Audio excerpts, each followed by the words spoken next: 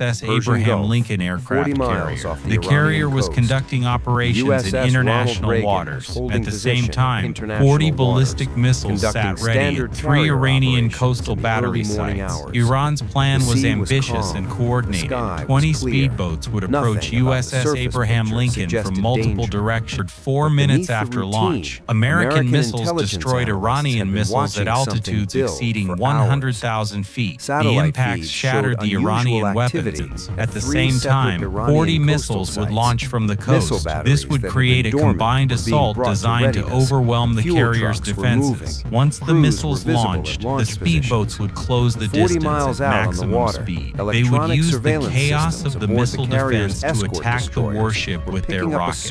Iranian commanders believed this combination would penetrate American defenses and allow the speedboats to strike the carrier at close range, but they were catastrophically 20 Iranian speedboats were racing across the water toward the carrier at speeds exceeding 40 knots. Each boat carried a crew of 4 to 6 personnel. Trajectories. The ships employed close-range defensive systems as the final line of defense. USS Abraham Lincoln fired rolling airframe missiles from wrong about that. The American battle group had been tracking Iranian movements throughout the early morning hours. They watched with growing concern as unusual activity appeared at missile sites and increased communications traffic suggested imminent action. In response, 4 American warships surrounded USS Abraham Lincoln. Within 10 minutes, Team 1 had secured the entire dock area. They began placing demolition charges on the boats tied to the piers. Additional charges were a brief but intense firefight. The Marines used suppressive fire to advance toward the speedboats, eliminating guards who attempted to defend the vessels.